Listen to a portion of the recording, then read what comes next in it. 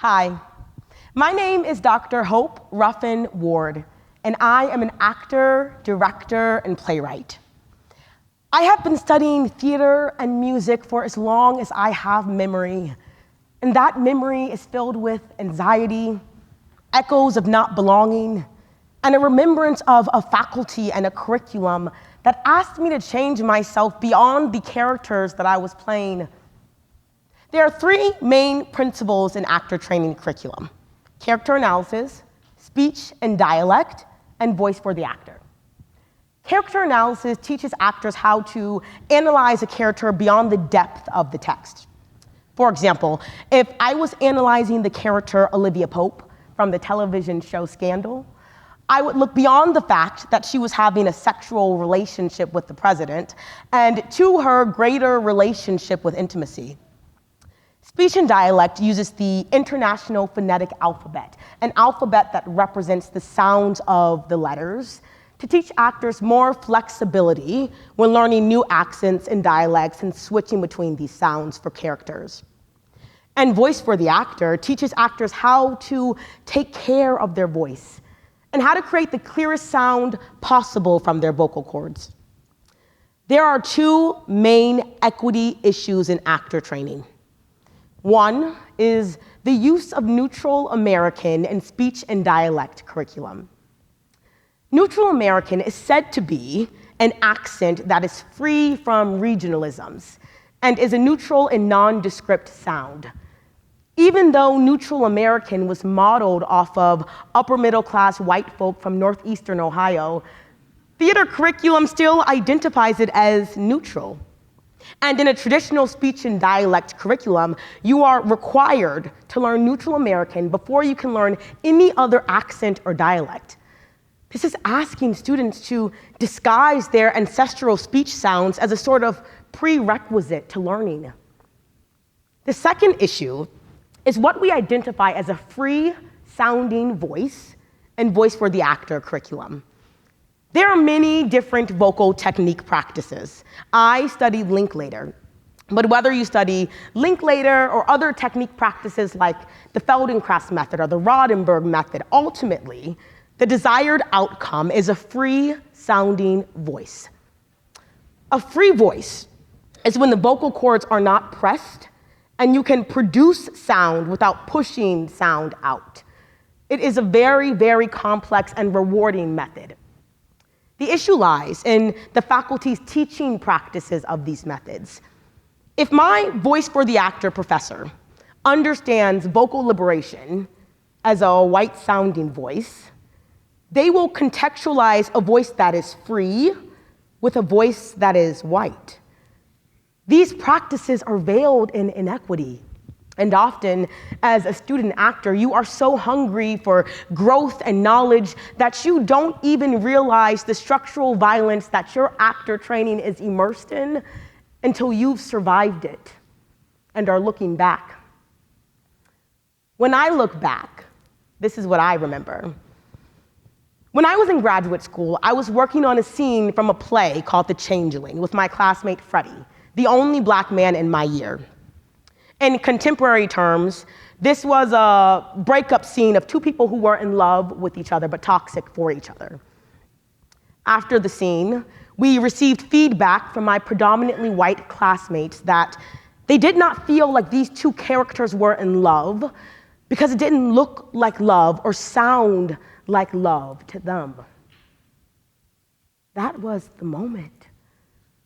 That was the moment I realized that how white people love and how white people speak and think and sound acts as our discipline's cultural reference point.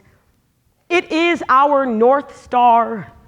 We look to it for guidance, and we look to it to discern what is right and what is wrong.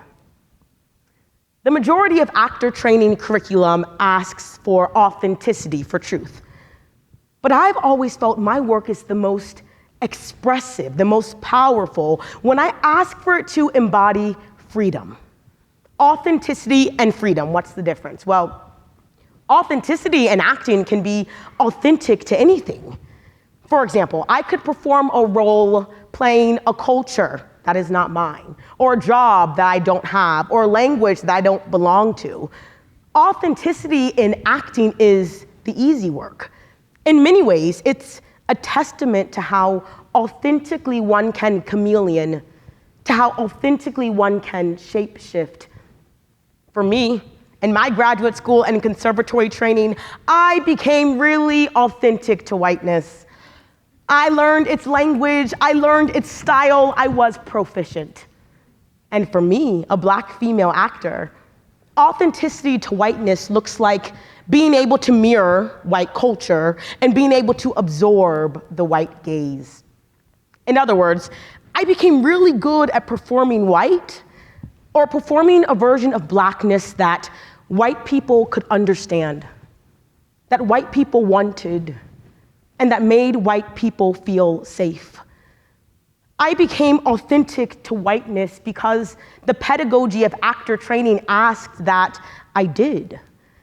So while there is space for authenticity in this kind of training, there is none for freedom. Freedom in acting, what does that look like? Well, for me, it is when I am so deeply enmeshed within my own identity that the essence of my performance practice and the foundation of my work is who I really am. For actors, the pot of gold at the end of the rainbow is you. All roads lead back to you. And you is filled with community and ancestry and lineage, and all of that is what makes your work alive as an actor. That is what can move you from authenticity towards freedom. So while authenticity is shape-shifting, freedom is becoming. The question becomes, how can we, as actors, engage freedom when playing a character that is written outside of our own cultural continuum? I really identify with Lady in Green from Ntozake Shange's For Colored Girls, and Martha from August Wilson's Joe Turner's Come and Gone, and Kamei from Katori Hall's The Mountaintop. These characters are within a cultural continuum that is of me. I also really identify with Lady Macbeth from Shakespeare's Macbeth, and Constantine from Chekhov's The Seagull, and Becca from David Lindsay Abere's Rabbit Hole. These characters are not directly within my cultural continuum, but when accessing freedom, no cultural dissonance can get in the way of me deeply connecting with these characters. I want to offer you a practical example. I want to look at Lady Macbeth. Lady Macbeth is one of the most popular and polarizing characters in Shakespeare. She is known for her desire of power and her maddening grief. Narratively, she convinces her husband to kill the king so that he can take the throne. I'm going to perform one of her monologues two ways. One using authenticity, and one using freedom. I will first tell you the difference between how these two performances will look, and then show you the difference between how these two performances will feel. If I engage authenticity, I step into a world of classicality, knowingly armed with the knowledge that most often this space does not honor my body and my voice as classical. I begin to shift, but I believe in this shift. It is authentic. I lighten my voice to assume a European sonic landscape. I scold without real rage to maintain a performance of white femininity. I am strong and fierce, but still a woman whose greatest asset is being hot. In this performance, I am excruciatingly aware of my Blackness. So to push back against tropes, I will keep my acting in a very contained space emotionally. If I engage freedom, I step into the world of myself. The rhythm I employ is syncopated, disrupting the flow of the language by adding dissonance. The rage is in the room with us. It is not pretty, it is not polite, it is not coy, and yet it is still feminine because I decided that it is. In this performance, I lean on the sounds of my community, my opera singer father, my mother's buzzing when setting new choreography, my Salvadorian neighbors, my Caribbean best friends, my Southern family, and my Northern upbringing. First up, authenticity. Lady Macbeth, Act 1, Scene 7.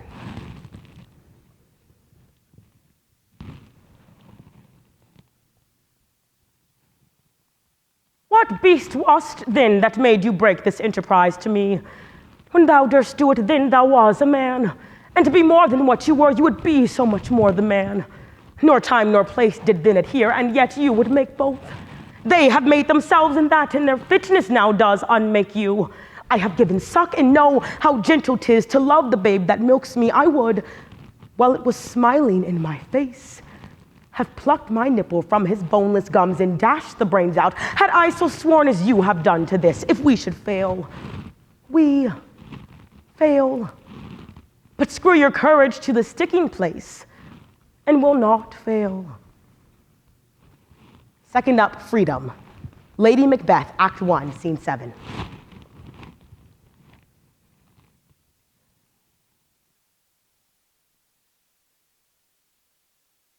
What beast wast then that made you break this enterprise to me?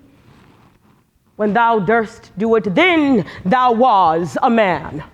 And to be more than what you were, you would be so much more the man. Nor time nor place did then adhere, and yet you would make both. They have made themselves, and that in their fitness now does unmake you. I have given suck, and know how gentle 'tis to love the babe that milks me. I would,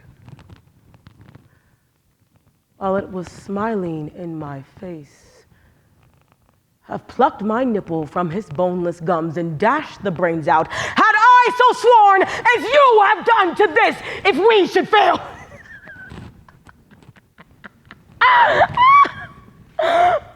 We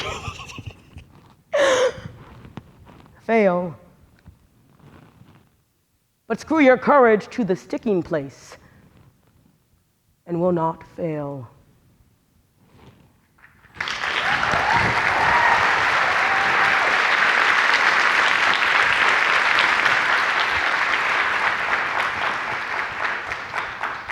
When I combine my technical acting training with my feeling, that is when the real joy can happen in an acting performance.